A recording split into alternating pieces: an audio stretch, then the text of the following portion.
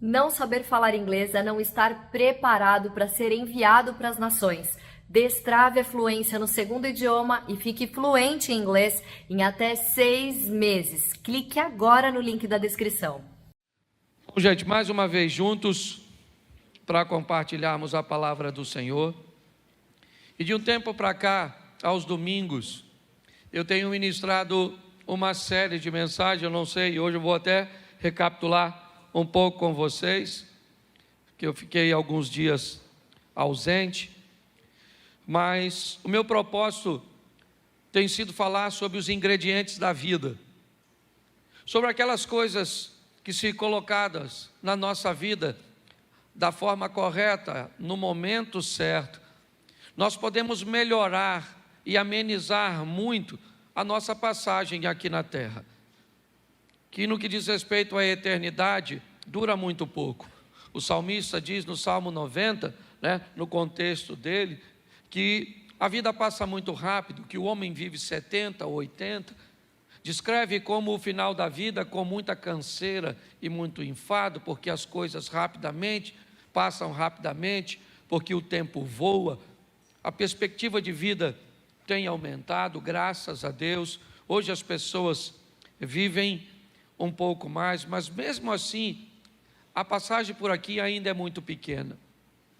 Qualquer erro que possamos cometer, dependendo do grau, ele pode comprometer muitos anos da nossa vida tentando consertá-lo.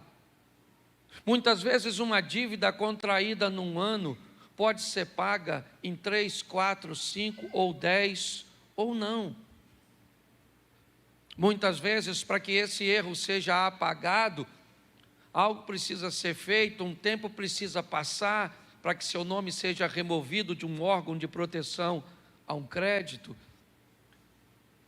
Muitas vezes as pessoas acabam traindo, e muitas vezes uma traição faz com que nunca mais você tenha o mesmo nível de relacionamento. Tem coisas que você vive no passado que pode descredenciar você para sempre, para viver determinadas coisas no futuro. Por exemplo, quem aqui teve hepatite, levante a mão. Já teve hepatite? Levante a mão. A senhora, aqui também. Vocês podem fazer muita coisa por mim. Se eu caísse aqui agora, você poderia me ajudar a levantar? Se eu precisasse de um dinheiro, você poderia me emprestar? Mas se eu precisasse do seu sangue, você poderia me doar? Não, nunca mais. Mas você não tem hepatite, você já ficou curada, é verdade. Mas isso descredencia você. É muito importante nós entendermos que, por mais que venhamos a nos recuperar, tem determinadas coisas que podem nos descredenciar para sempre.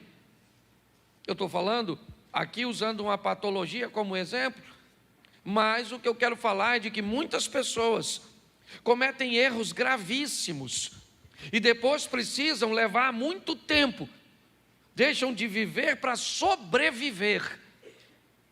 Então, se nós diminuirmos esses erros, se nós nos tornarmos mais assertivos, se nós nos tornarmos mais sensíveis à voz e às instruções de Deus, essa margem vai diminuir.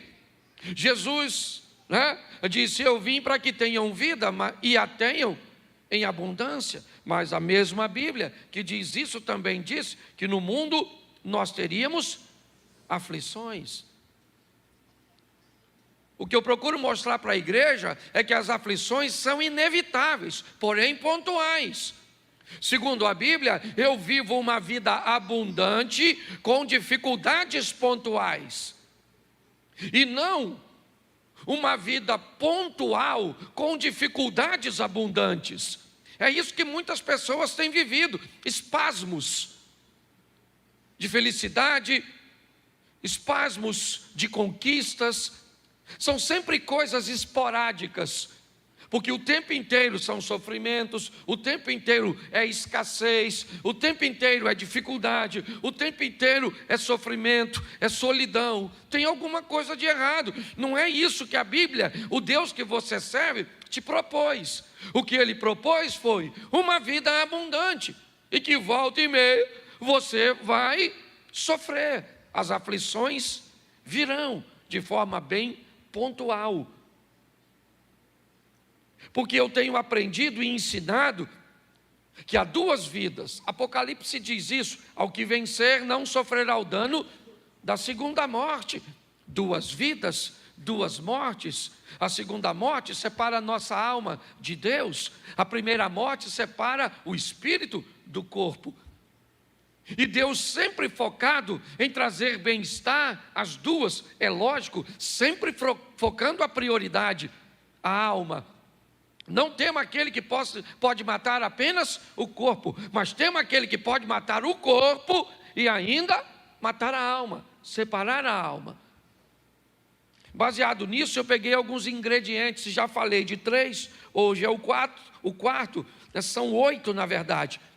Já falei de fé, governo, pessoas, e hoje falo de objetivos. Vou falar ainda de generosidade, legado, saúde e aprendizado. Mas só para recapitular aqui, o primeiro que eu falei, vocês lembram? Eu falei de quê? É por isso que a gente tem que falar sempre. Por muito tempo eu tive dificuldade de repetir as coisas, porque parece que quem repete não tem conteúdo, fica falando sempre a mesma coisa. Mas depois eu olhei para os evangelhos e tem 4. E 3 repetem a mesma coisa, para os crentes. Por quê? Porque sabia que os crentes iam esquecer. Então Marcos escreveu e disse, é desse jeito. Aí vem no Mateus vem desse jeito. Aí vem o Marcos desse jeito. E vem o Lucas e desse jeito. E o povo ainda não lembra. Então o primeiro ingrediente é fé. Fala comigo, fé. Isso, esse é o primeiro ingrediente. Sem ela é impossível agradar a o justo viverá pela isso. Então fé é a primeira coisa que você precisa ter. Até o profeta Gilberto Gil já sabia disso. Quando disse, anda com a fé eu vou, que a fé não costuma falhar. E mesmo quem não tem fé, a fé costuma acompanhar. Pelo sim, pelo não. Então até o ímpio sabe. E tem os crentes que andam sem fé, tá certo?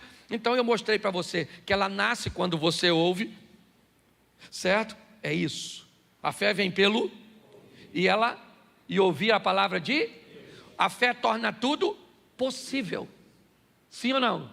Tudo é possível aquele, mas possível não é realizável. Tem gente que me parece que confunde, porque está a fim de confundir. Porque se eu perguntasse a você, olha, domingo tem jogo no Maracanã, Flamengo e Vasco. Você vai? Você me responde assim, possivelmente. Você vai ou não? Fala para mim, se você me disser, possivelmente, você vai ou não? Nossa. Se eu perguntasse para você assim, olha, vou fazer uma festinha lá na minha casa, deixa eu se tirar do Maracanã, porque Maracanã é pecado.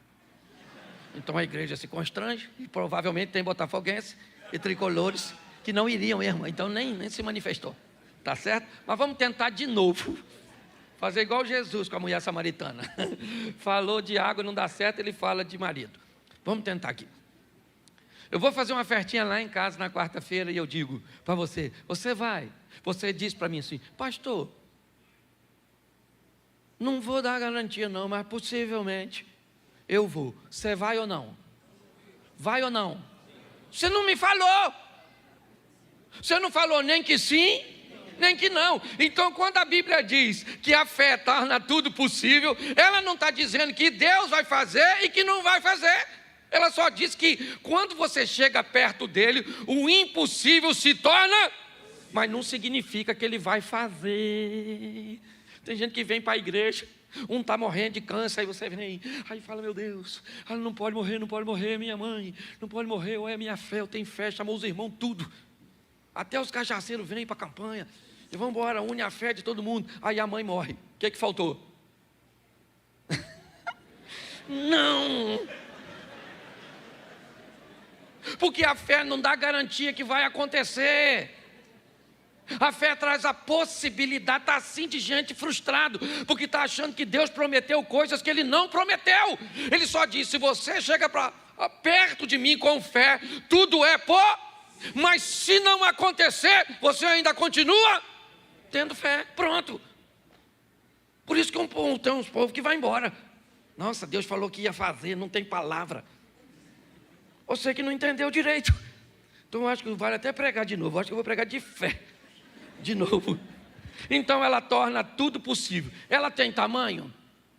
A fé seja feita segundo a medida da sua. Se você tiver a fé do tamanho de um grão, então fé tem tamanho. Por isso que a Bíblia diz: de fé em fé, de glória em glória. Só diz que mesmo que ela seja pequenininha, certo? Ou seja, você já pegou um grão de mostarda? Já pegou, não? Eu não tenho nem como é que eu vou comparar aqui. Sei lá, não, qualquer coisa. Não, alpiste é 10 vezes maior. Um alpiste é bem pequenininho. É só para você saber o tamanho da sua fé. Sabe esse pequenininho? A nossa não chega nem nesse pequenininho. Depois eu vou trazer. Aqui vou botar na sua mão. Você vê a sua fé. Então ela vai crescendo, é de fé em fé, de glória em. E de que tipo deve ser a sua fé? Ela tem tipo, claro. Me mostre a sua fé com as suas obras. E tenha uma fé realizadora. Fala, realizadora. Vou fazer com o professor agora. O primeiro é isso, só para você não esquecer mais. Porque eu perguntei, você não lembrava? Primeiro é isso. Tudo é possível, sim ou não? E ela nasce como? Ouvindo. A fé vem pelo e ouvir a palavra de isso aí. Não é o WhatsApp, é a palavra de Deus. Você, pastor, então o senhor está dizendo que eu não posso ouvir? Pode ouvir o que você quiser. Só ouça a palavra de Deus antes de ouvir qualquer outra coisa. E no final do dia também ouça ela para fechar a tampa. Começa escutando, termina escutando. Ela cresce, ela torna tudo possível e ela tem que ser uma fé realizável, tá certo? Então vamos lá. Segunda mensagem que eu preguei sobre essa série, eu falei de governo. Porque o que tem de gente desgovernada, não governa o que come, não governa o que bebe, não governa o que fala, não governa o que compra. Tem que ir para uma clínica para ajudar você a ter governo. Pastor, eu vejo doce, eu fico doido. Pastor, eu vejo uma fofoca. Eu nem gosto de fofoca, eu gosto de leão marinho. Não é verdade, mas vamos embora. Pare e pense. Governo, está lá. A Bíblia diz: Deus criou 2 astros. Um para governar e o outro para governar o primeiro para governar o dia é e o segundo para governar a noite é O que a Bíblia está dizendo é que se você quer ter uma vida equilibrada, aprenda a ter governo, quer de dia, quer de noite. Quer em momentos fáceis ou momentos difíceis, nunca perca o governo, nunca perca o controle, nunca entregue o controle de sua vida para um provocador, nunca entregue um controle de sua vida para outra pessoa. Quem controla a sua vida é Deus, tá bom, isso no âmbito, mas você tem que deter o controle. Um dia, um governador da Judéia, Herodes, entrega o governo da Judéia no momento diurno, no momento agradável, na festa de seu aniversário. Já falei isso aqui, estou repetindo, você deve lembrar. Para quem? Para uma menina, Salomé, uma dançarina. O governo inteiro, Herodes era chamado de rei dos judeus. O governador da Judéia, ele pega o governo da Judéia, entrega na mão de uma dançarina e diz para ela, porque ele tinha bebido, estava alegre, estava feliz, o momento é bom, porque tem gente que perde o governo quando emagrece, quando faz uma plástica, quando ganha um dinheiro. Basta clarear, basta melhorar que pessoas perdem o governo. A Bíblia diz que se está de dia, tem que ter sol para governar o dia, e se escurecer, tem que ter lua para governar a noite, porque tem momentos ruins, tem momentos de escuridão, onde a dor, a escassez, os problemas, e o que eu tenho nesse ambiente? Governo. Estava difícil para Jesus. Fala para seus discípulos, eu preciso do apoio de vocês. me ajude. Foi orar, quando voltou, eles estão dormindo. Jesus disse: olha, Pai, se possível for, aparte de mim este cálice. Estava escuro. Pilatos disse: se defenda. Ele disse: não. Os soldados disseram: desça da cruz. Ele disse: não. Estava de noite, mas ele tinha o governo. As pessoas o provocavam, dizendo: salvou os outros e não salva a si mesmo? Se você é o Cristo, desça da cruz. Se ele não tivesse controle, ele desceria para mostrar para os outros que ele podia, mas ele não era governado pelos outros, ele era governado por seu propósito. Jesus chama Judas de amigo e Pedro de inimigo, porque para Jesus, quem te faz o mal, te aproximando do seu propósito, inevitavelmente está te fazendo bem. Foi isso que José disse para seus irmãos: vocês não me venderam para o Egito, Deus é que me enviou na frente. O que vocês pensavam que estavam fazendo contra mim, estava fazendo a meu favor. Foi para isso. Governo. O que nós precisamos hoje é de pessoas que tenham governo. Governo para conseguir ler a Bíblia, porque tem gente que diz que não consegue. Deve ser muito caro. Ou você deve ter 24 horas por dia ocupada. Não lê porque não governa, não ora porque não governa, não jejua porque não governa, não estuda porque não governa, porque não poupa porque não governa, não oferta porque não governa, não dizima porque não governa, não tem um bom casamento por quê? Porque não governa, porque quem governa domina. Lembra o que Deus está conversando com Caim sobre governo? O pecado, Caim, jaz à porta, batendo, mas a você, Caim, é determinado a você assumir o governo e dizer: eu abro ou não abro. É assim que funciona. Essa foi minha segunda mensagem. Minha terceira, eu falei sobre pessoas e mostrei o que são pessoas: um corpo, uma alma e um espírito.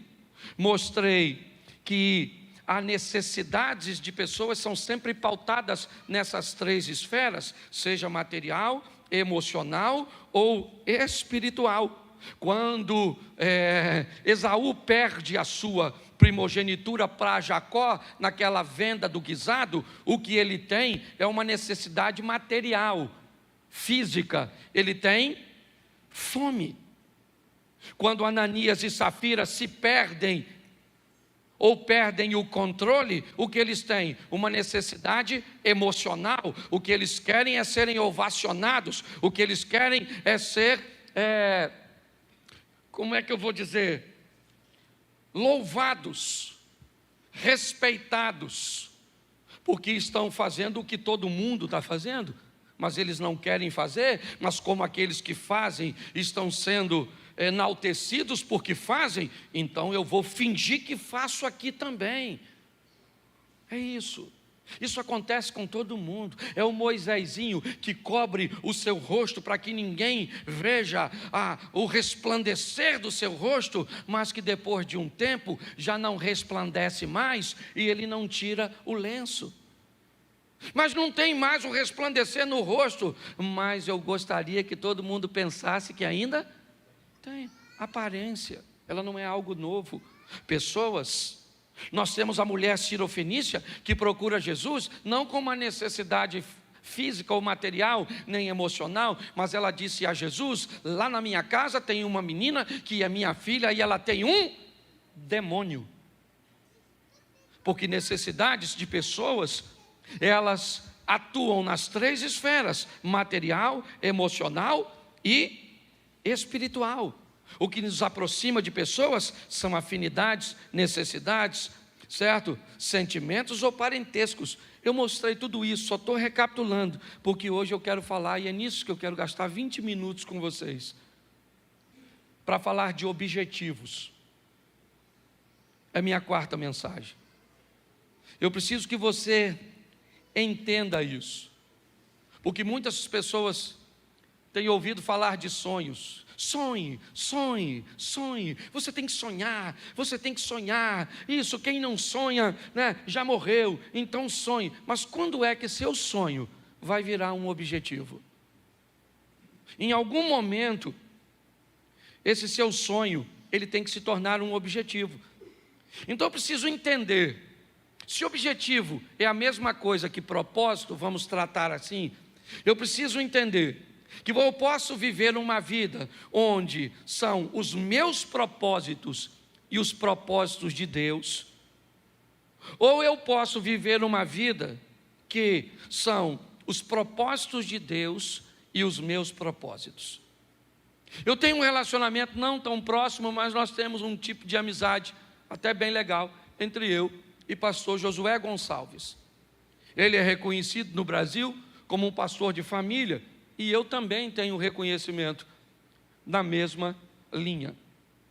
E uma vez conversando com o pastor Josué, eu perguntei a ele sobre seu ministério, e ele me disse: Cláudio, para falar a verdade, eu olhei que não se falava, basicamente, só de família no Brasil. Então eu resolvi falar de família e pedi a Deus que abençoasse meu ministério. E eu falei: cara, o meu é totalmente o contrário. Eu nunca pedi a Deus para falar de família. Deus me colocou falando de família e isso virou meu propósito. Para o Josué, ele pegou o propósito dele e pediu Deus para abençoar, e aconteceu. No meu, Deus me deu um propósito e eu tomei como meu. Então eu preciso que você entenda que há esses dois modelos, e que muitas vezes você vai se ver dentro de um propósito que foi Deus que te levou, e você vai viver bem nele, como aconteceu comigo. Em outras ocasiões, você pode pegar um propósito que é seu e levar para Deus, e Deus pode aprovar e fazer com que isso aconteça. Mas eu aprendi que sonhos são aquelas coisas que eu quero. Isso. Eu quero me formar, eu quero me casar, eu quero ter uma casa, eu quero ter isso, eu quero fazer aquilo. Nossa, isso é extremamente legal. Mas objetivos são aquelas coisas que eu vou fazer acontecer. Sonho não se realiza, a não ser que ele se torne objetivo. Ou você faz de seu sonho virar um objetivo, ou inevitavelmente você vai morrer querendo alcançar alguma coisa que nunca alcançou. Então eu vou mostrar para vocês aqui rapidinho quando um sonho se torna um objetivo. A postura do sonhador muda. Ele começa a agir de outra forma. Ele quer comprar algo. Enquanto ele quer comprar algo como sonhador, ele não compra. Não. A postura de sonhador é diferente. Aqueles que têm objetivo e propósito é que alcançam. Você vai chegar na casa de alguém que quer comprar, mas só tem sonho. A geladeira está cheia. Ele sai para comer fora, ele usa roupa de grife e compra talvez todo mês. Quando você chega na casa de alguém que tem objetivo, provavelmente vai ter água na geladeira. Vai comer ovo, não vai sair para comer fora. O sapato vai ter que durar 1 ano. Só tem 2, o marrom e o preto. Porque o objetivo, ele traz responsabilidades. E preste atenção, porque eu vou mostrar isso com um texto bíblico, senão vira autoajuda. 1 Samuel, capítulo 1, verso 2, está aí o primeiro texto de uma mulher que sonhava e que durante seu sonho nada aconteceu. Ele tinha 2 mulheres, e uma se chamava Ana e a outra Penina. Penina tinha filhos, Ana, porém, não tinha. Penina e Ana, o duelo de 2 mulheres. Quem são essas mulheres? Quão diferentes elas são? Não é muito meu hábito, mas eu resolvi pegar o significado do nome de Ana e o significado do nome de Penina para ver se tem alguma maldição em uma bênção na outra, o que é que difere uma mulher da outra. Então vamos lá. Ana, a primeira esposa de Eucana, tem seu nome como graciosa, ou cheia de graça. Essa é a Ana. A segunda esposa é Penina, e o significado do nome de Penina é pedra preciosa, ou pérola. O que você acha, ou quem você gostaria de ser? Graciosa ou cheia de graça, ou pedra preciosa ou pérola? Tanto faz. Todas duas são coisas muito boas, sim ou não? Qual é o grande problema dessas duas mulheres? É que elas não vivem a plenitude. Uma tem uma coisa que a outra não tem, e a outra tem uma coisa que uma tem, e uma quer o que a outra tem.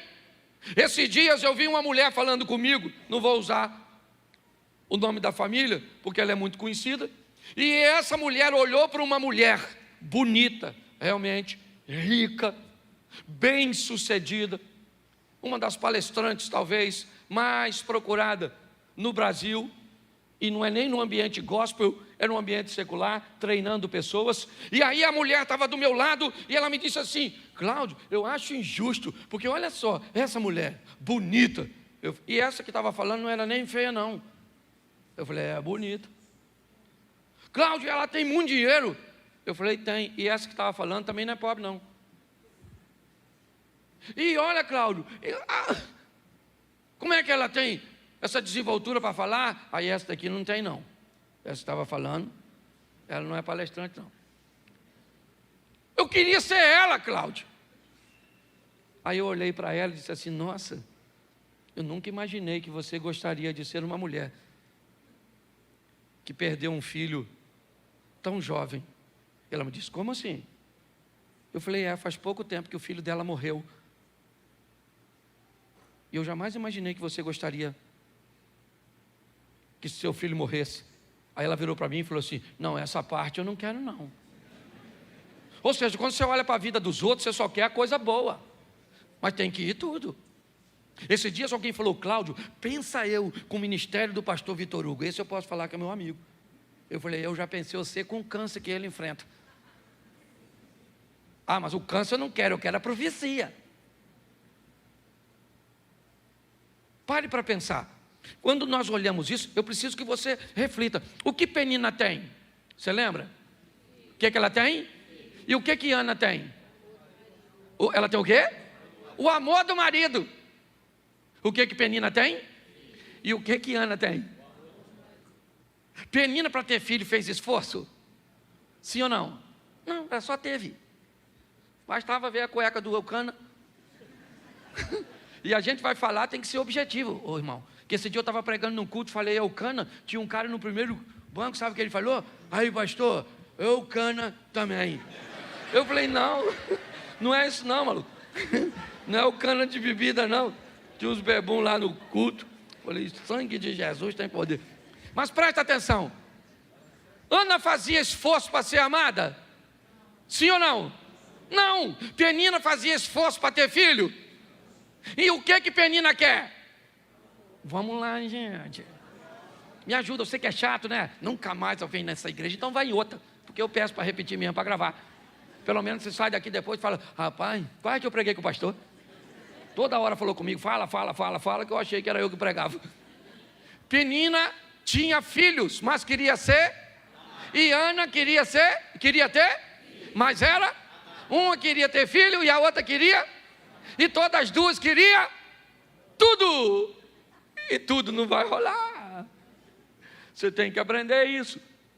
O grande problema é que tem gente que consegue coisas que você vai conseguir com muito esforço. Porque Ana vai ter filho, sim ou não? Mas foi difícil. Porque chorava, ô mulher chorona. Chorava. E a outra também não era mole não, a tal da Penina. A Penina ficava futucando Ana. Sabe? Então coloca aí para você ver. 1:4. 1 Samuel, capítulo 1, verso 4. Olha que coisa.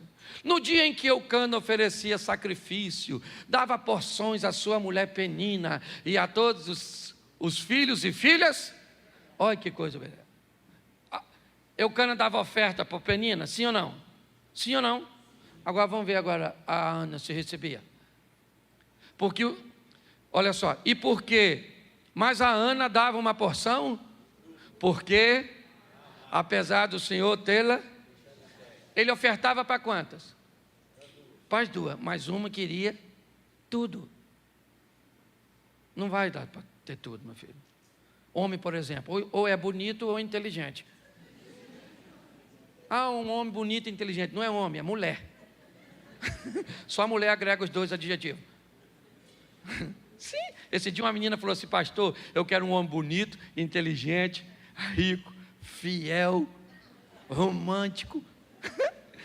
Eu falei: menina, se você achar o homem, já pega. Abra a mão dos outros requisitos, porque o homem já está difícil. É homem, pega. Se é feio, vai por mim, porque o troço está difícil.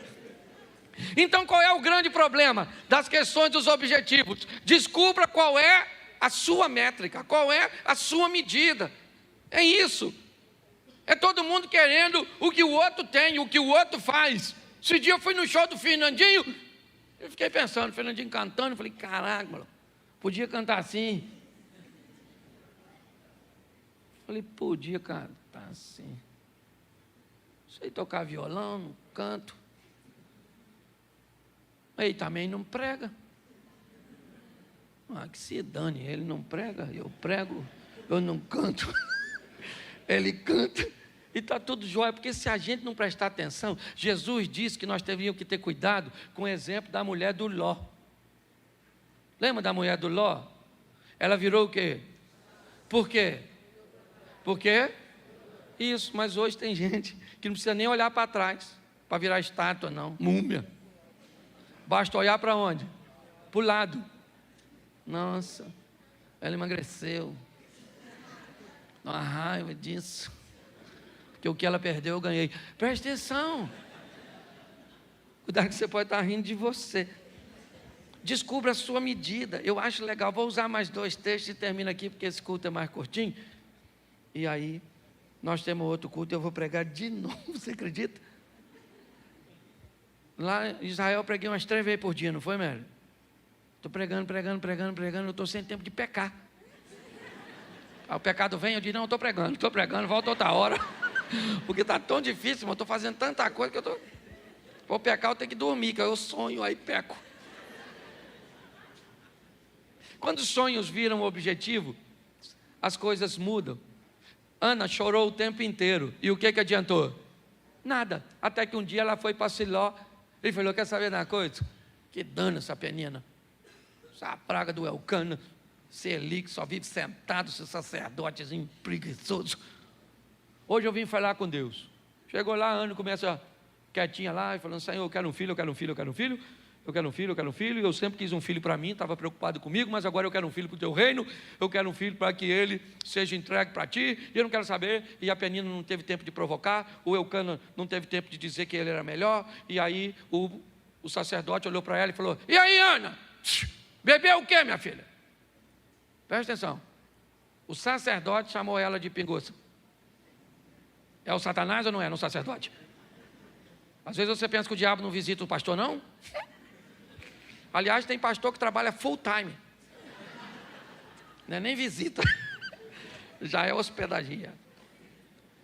Aí o que aconteceu? Quantas vezes eu já falei besteira? Tem gente que acha que não. O pastor não briga com a mulher. O pastor não... Eu brigo, né, filho? Nós briga. Porque nós é gente. Você vai na nossa casa, está bagunçada. Entendeu? Porque tem gente morando lá, que ninguém vende vidinha perfeita não, meu filho. O bagulho é doido. Você sai daqui para ser crente, o Satanás está querendo impedir. É desse jeito que funciona. Esse dia o cara falou comigo: pastor, falar com o senhor, não olho para mulher nenhuma mais, graças a Deus estou liberto. Falei: então não anda comigo, porque se passou uma mulher bonita, o meu olho tem que querer olhar. Eu é que falo: Cláudio, você é pastor, você é casado, sua mulher está escutando isso. vai dar briga depois do culto. Ô gente, pelo amor de Deus, certo? Ana foi lá e conseguiu o propósito dela, sim ou não? Quando ela deixou de sonhar e transformou seu sonho num objeto. Então, mais 2 textos e a gente termina.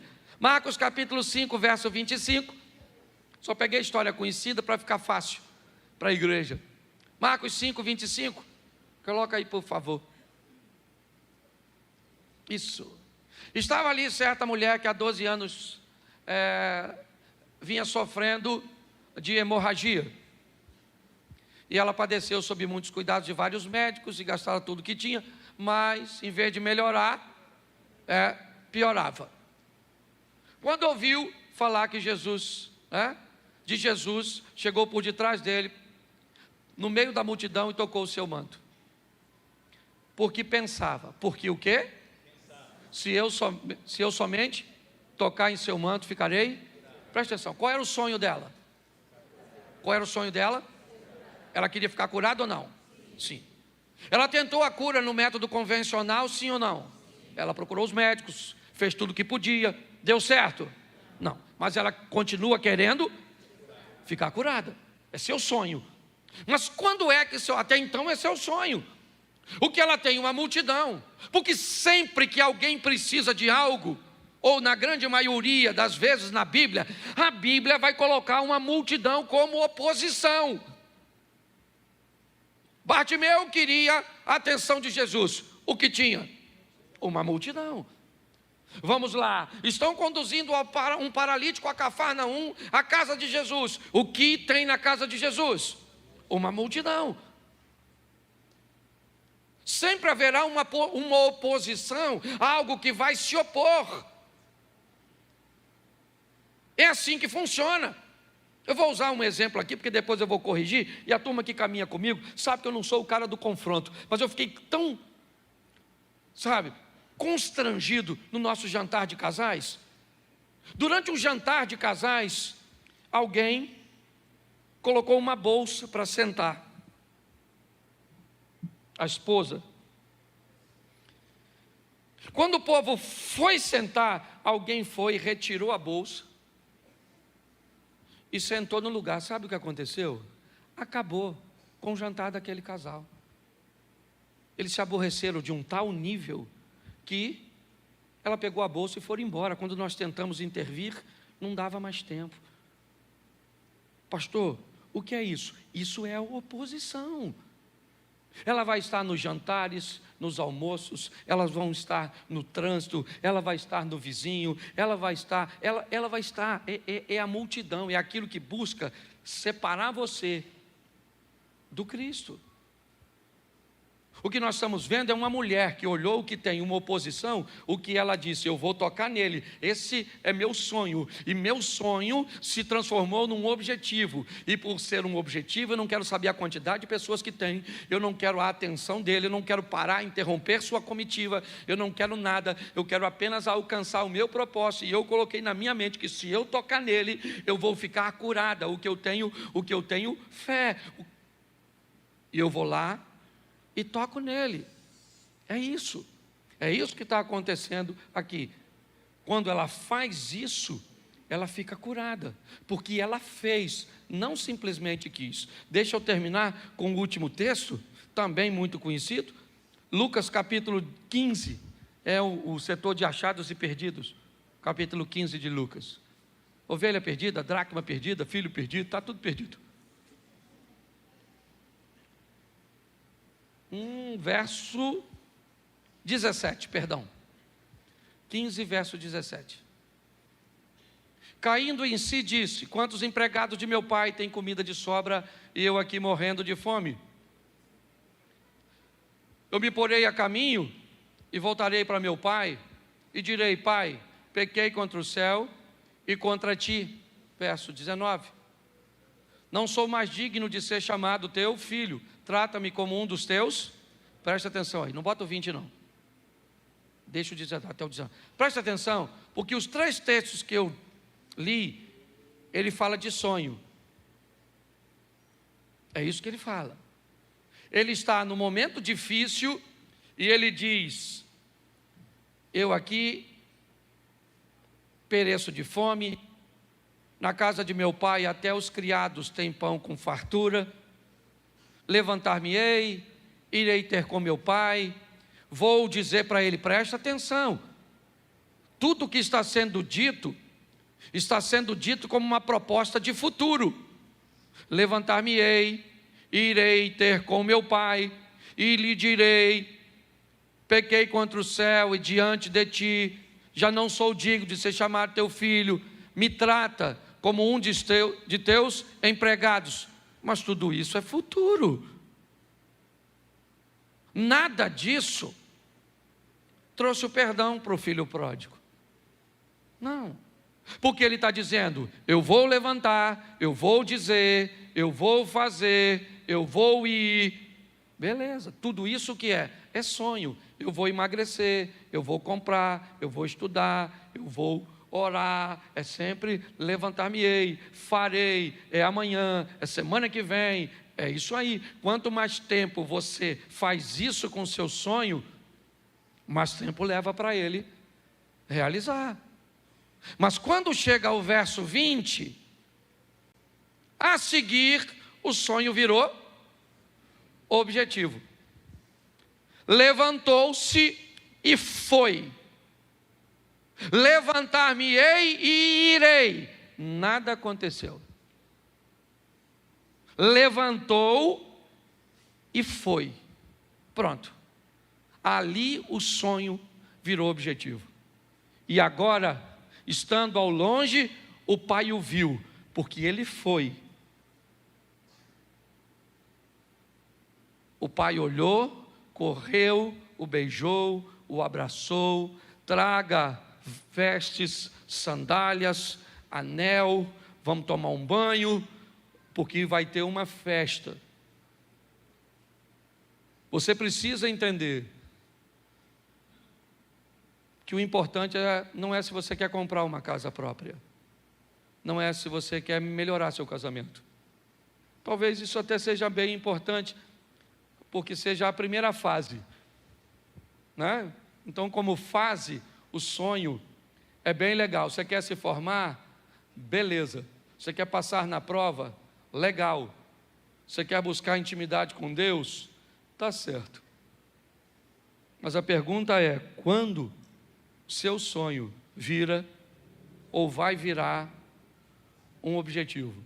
É nesse momento que as coisas acontecem. Volta para o verso, não está aí, ó. A seguir, levantou-se e foi. No verso anterior, levantar-me-ei e irei. Até então ele não disse nada. Levantar-me-ei, ele está com fome. Irei, ele está com fome. Ele está sozinho. Mas agora, quando ele chega, quando ele se levanta e vai, eu acho que nós temos que mudar aí o tempo do verbo, sabe? Disso que traz ação, que traz movimento.